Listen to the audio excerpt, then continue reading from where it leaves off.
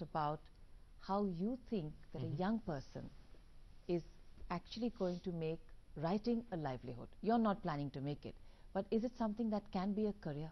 It certainly can be, and specifically, this is the right time for this generation. The way the literary market in this country is booming, मुझे लगता है कि ये सही समय है और आपको सही दिशा में जाना है. ये बहुत इंपॉर्टेंट है. आप किस मुद्दे पे क्या लिख रहे हैं, आपके राइटिंग की यूएसपी क्या है, जिस तरह से हम कहते हैं कि what how you are different than rest of the authors, आप किस चीज पे एम्फोसाइज कर रहे हैं, वो एक चीज है.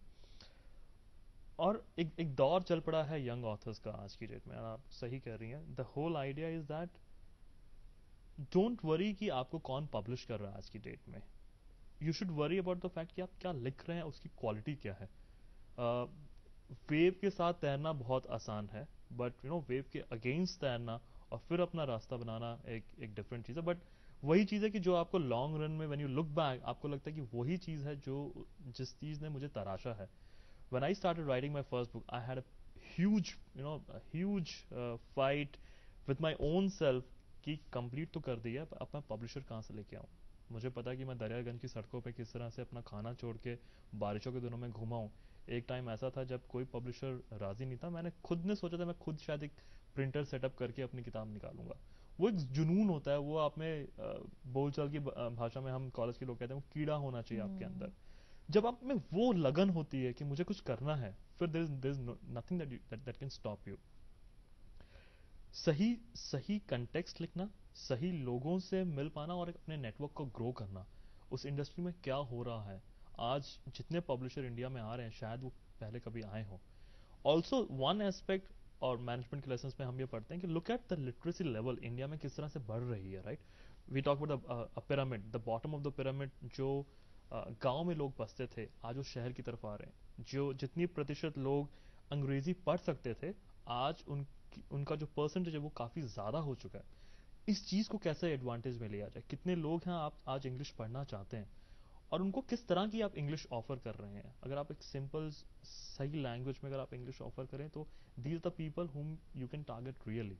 अगर आप उनके मुद्दे लेके आए अपनी कहानियों में, आई थिंक ये सारी चीजें हैं जिनको you should understand how to take an advantage of this. And आपका टारगेट सेगमेंट कौन सा है, आप अपनी किताब को किस प्राइस पे कर रहे हैं. अगर मैं कॉलेज जनरेशन के लिए किताबें लिख रहा हूँ, अगर मैं इसको 500 रुपए की किताब बेच रहा हूँ, मेरे हिसाब से this is a complete no no. आपका फर्स्ट इंटरफेरेंस है उन लोगों के साथ. Look at what pocket money they have, are they even able to buy the book और नॉट. इन सब चीजों में मैंने काफी रिसर्च की थी before I came with my book, and hence I am just dissipating these advices to people who want to. It's important. क्योंकि काफी अच्छी, और सिर्फ किताबें ही नहीं, ऐसी दुनिया में काफी अच्छे प्रोडक्ट बने हैं बट जस्ट बिकॉज उनकी मार्केटिंग अच्छी नहीं हुई वो लुप्त हो गए आज की डेट में. और काफी ऐसे प्रोडक्ट जो which were just very simple things आज वो मार्केटिंग के बलबूते पे बहुत आगे पहुंच चुके हैं. और सिर्फ किताबी दुनिया की बात नहीं कर रहा हूं मैं, आम रोजमर्रा की जिंदगी की बात कर रहा हूँ. किताब के कंटेंट के अलावा आपको लगता है कि marketing plays a much bigger role in its popularity?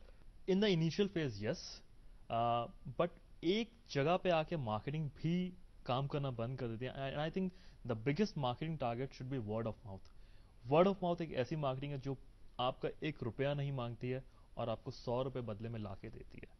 जिस दिन जिस भी मोड से जिस भी चैनल से अगर आप वर्ड ऑफ माउथ के ऊपर उतर आए, that is the best marketing. काफी सारे लोग कहते हैं, जब हम आम रोजमर्रा की जिंदगी में जब मैं रेलवे स्टेशन पे खड़ा होता हूँ दिल्ली के, मैं देखता हूँ लोग किस तरह से बाय कर रहे हैं किताबें आके. एक जनरेशन जो किताबें पढ़ना चाहती है और वो पढ़ के कहती है यार हम ये भी पढ़ चुके हैं ये भी पढ़ चुके हैं. फिर वो पूछते हैं सामने वाले बुक सेलर से मैं कौन सी किताब पढ़ूं आज. बुक सेलर तब कहता है कि आप आई टू हैड लव स्टोरी आपने पढ़ी है, आप ये पढ़ी. आई think that is the connection. जब किताब बोलती है जब किताब कहती है, किताब के पढ़ने वाले रेकमेंड करते हैं. अगर मैं कोई चीज शेयर करूं नेटवर्किंग साइट पे, वो लोग अगर आगे जाके और शेयर करें 1 से 10, 10 से 100, that is a main mechanism. Otherwise आप कितना पैसा स्पेंड करना कर दीजिए, आप एक लेवल तक ही जा पाएंगे, उससे आगे नहीं. बट हाँ, जरूरी दोनों ही चीजें हैं. जितनी जल्दी आप वर्ड ऑफ माउथ हासिल कर रहे हैं मेरे हिसाब say that is the biggest thing. आपके मायने में एक अच्छी किताब कैसी होती है? अच्छी किताब मेरे मायने में वो होती है जो वैल्यू फॉर मनी दे, और value for money rotates back in the terms of timing. अगर एक किताब 200 पन्नों की किताब है, मुझे पता है वो 4-5 घंटे के लिए है. मेरा पर्पस किताब खरीदने का क्या है, मेरा पर्पस अगर खरीदने का ये कि वो एंटरटेनमेंट है. अगर मैं दिल्ली से चंडीगढ़ जा रहा हूँ, इन 3-4 घंटों के लिए किताब खत्म हो जाए, and I am truly touch with this. वो विथ वन थिंग, उसमें कोई ना कोई एक मैसेज जरूर जाना चाहिए। I think that is the takeaway at the end. अगर हम उस मैसेज को समझ पाए, अगर 10 में से अगर 5 लोग भी समझ पाते हैं, आई थिंक दैट इज द किताब जिसे मैं कहूँगा ये बहुत अच्छी किताब थी।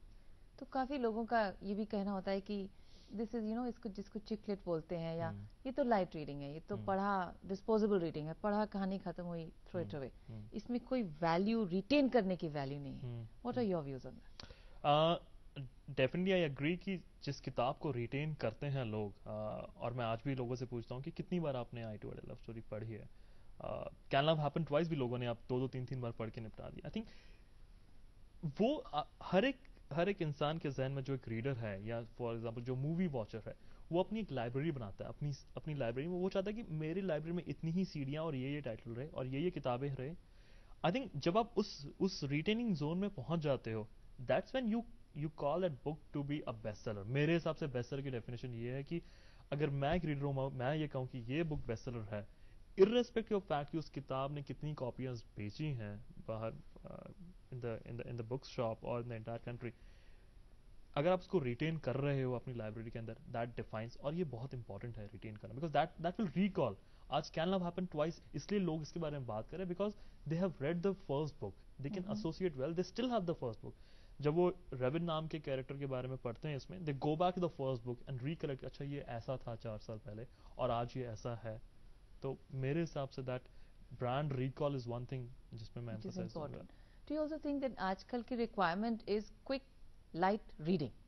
Yes, it is. Time is at a premium, people's attention span is at a premium. Yes. So yes. because it is light and it's quickly, जल्दी से आप निपटा सकते हैं. It is very much. And आज की, when you go and talk to Janata, they say when we are reading we just want to read this only. We don't want a dictionary by our side. ये एक second thing है. अभी इस पे debate, इस पे दोनों views हो सकते हैं कि शुड लिटरेरी और कैन लिटरेरी और may literary, I don't know. मैं जहां तक मेरा सवाल है, I love literary fictions as well. मैं कोशिश करूंगा शायद मैं भी किस दिन लिटरेरी फिक्शन लिख सकूं, because that is the the best level I want to be at. But then before that I have to रट्टाफाई the entire dictionary my own self before I said. But yes, the current generation जो आज demand है market की, वो ये है कि एक लाइट फिक्शन दीजिए, मैं पढ़ूं, स्टोरी 2-3 घंटे में खत्म हो जाए और फिर मैं कोई एक और किताब पढ़ूं। No, the demand to read more has exceeded now. और हर एक बंदा चाहता है कि मैं जितनी जल्दी फिनिश कर सकूं। एक क्रेज भी होता है कि क्या हुआ उस कैरेक्टर से, क्या हुआ।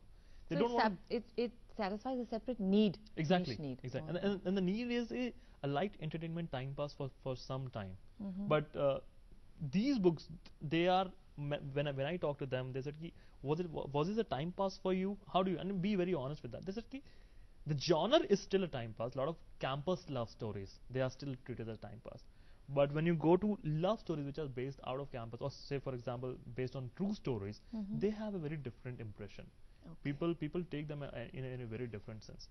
They are not even ready to listen anything bad about those characters or the book.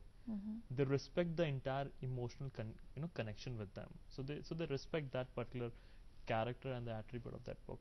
Okay. So they don't make it fall कि एक टाइम पास किताब है, लाइट रीडिंग है, ये पढ़ी और गई, अब सेकंड क्या है। I think also how you see love, how you see relationship is also a function of how old you are or what anybody's circumstances are, and वो भी एक जर्नी होती है ना, वो भी चेंज होती रहती है ऑथर के साथ साथ। when you turn mature, you turn subtle and sagacious, अब जब शुरू करते हो पढ़ना तो फिर love is that that 4-letter word जो हम बुक्स में पढ़ते रहते हैं, एनर्जी अलग होती है। exactly the more you get matured, you start thinking about it and you seriously give it a thought, okay, where did I go wrong, or where are people getting wrong, or where I took a right decision. You think, you evaluate yourself, क्या मैंने ये सही किया। और अच्छी बात ये कि आजकल लोग अपने कैरेक्टर को ही देखते हैं इन किताबों में। जैसे मैं पहले आपको कह रहा था, ये तो मेरे साथ ही होता है। काफी सारे लोग कहते हैं मेरी कहानी एग्जैक्टली ऐसी थी, इट वाज डिट्टो, इस तरह के words. As an author I feel good about it कि लोग उससे रिलेट कर पा रहे हैं।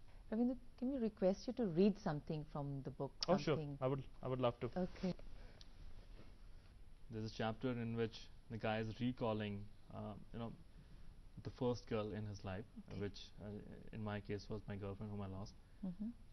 and people have loved this track. There's also an audiobook on this book, and Okay. people love when I played that track because it connects back to that recall thing of that girl and the respect. So Lovely. I can read that. Sure. I'm at some place. I don't know exactly where. It's a strange place. It is all bright around me. A pin drop silence persists, like the silence of the dawn before the sunrise.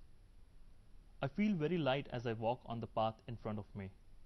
I don't know why I am here or where I need to go. Yet I am walking. Though I have never been here before, I can feel a strong connection with this place. That scent. I know that scent. All of a sudden, I see someone in front of me. A girl. She's facing away from me. As I walk towards her, the intensity of her perfume increases. I am a few steps away from her now. I hear someone's heartbeat. I'm standing behind her and about to see her. But before I can see her, she utters, Shona. And then she turns around to face me and leaves me in a shock. It's her. It's Khushi. A cool breeze blows and everything around me glitters. I see her and she looks at me. All of a sudden, I don't sense the ground beneath me. I'm floating in the air. I'm glued to her and not a single muscle in me moves. She keeps staring at me for long and we talk through our eyes. She speaks, I listen. She then rubs her hand on my cheek and says, I'm happy for you, and she smiles. I still can't move, but a tear from the corner of my right eye rolls down onto her hand. I want to speak, but can't. The light around me, the light around both of us brightens up every second. It blurs my eyes, and all of a sudden, the intensity of the brightness blinds me in a flash. She vanishes. Thank you. Very nice. I think it's so nice to see that when you're reading it, you yourself are completely immersed in what you're Alright. reading. Uh, Yeah, actually it happens. When you, right now, even coming to your studio, I was just rereading what I wrote at times, and every time there's an emotional connect because, and that evaluates that yes, you have done it right, and this is the emotion you wanted to convey. And there's a second, a part of my brain says, Ravin, you could have done slightly better than what you have done. So balance out that thing. But yeah, I'm happy end of the day. Well, it's good. May those voices in your head always keep you centered, keep Thank you you. balanced, and yes, you've done it the right way, and yes, you will keep doing it the right way. Ravin, thank you so much for coming to our studio. It was a pleasure speaking with you. Thank you so much.